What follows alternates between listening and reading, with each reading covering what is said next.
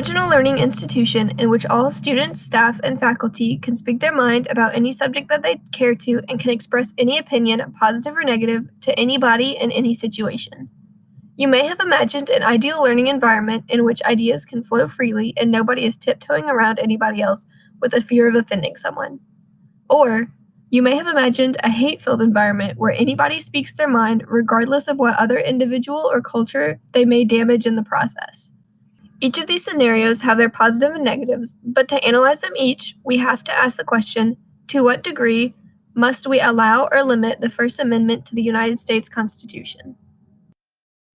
To determine this, we must start by analyzing the First Amendment itself. The First Amendment was created to protect free speech in 1791. The problem with this is the age of the document itself.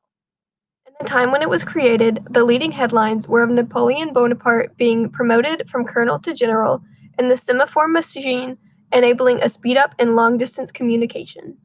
These headlines are a good example of how much society in the United States has changed since the amendment was ratified.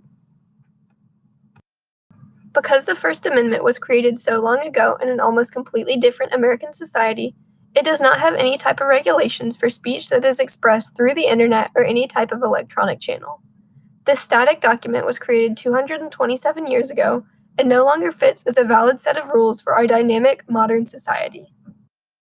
To apply this to an academic setting, I'll start with one of the most famous historical cases that challenges the First Amendment, Tinker v. Des Moines Independent County School District. This took place in 1965 during the time of the Vietnam War. Students planned to wear black armbands in a silent symbolic protest, but the school received word of it and banned the armbands before they were set to be displayed. Students who arrived wearing the bands were asked to remove them, and those who refused were suspended and not allowed back until they removed the garment. The students later challenged their school in court for infringing on their right to free speech, and the court ruled in their favor. This court battle lasted 4 years, mainly because the rules set within the First Amendment are so unclear. Specifically because there are no set rules in the First Amendment directed at symbolic speech as displayed by the students. Cases like this are fairly common and typically can last this long because the First Amendment is not up to par with current standards and courts of law. It is this type of discrepancy that also leads to confusion among university officials when determining how to handle situations of misuse of free speech. Here at the University of South Carolina, we have had multiple occasions of what could be classified as hate speech on our campus. The first one that I will discuss happened on the very first day of classes for the spring 2018 semester. The first day of classes was the day after Martin Luther King Day for this semester, and students studying in Gambrell Hall were greeted with racist flyers posted in the African American Studies Department, which blamed them for the election of Donald Trump and called them monkeys and other racial slurs. A photo of the flyers was posted to social media by a student with the caption, "Happy First Day of Classes, USC," and the incident spread all across the campus and local media.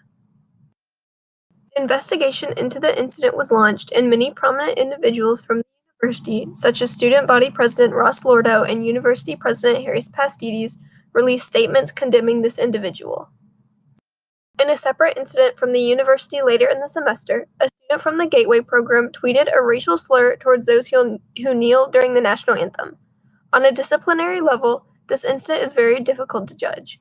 It has many factors, such as if the individual who tweeted the racial slur has any direct affiliation to the University of South Carolina, or if he should be disciplined by the Gateway College, and if the contents of his Twitter profile that are tweeted from off campus should be looked at by the learning institution at all.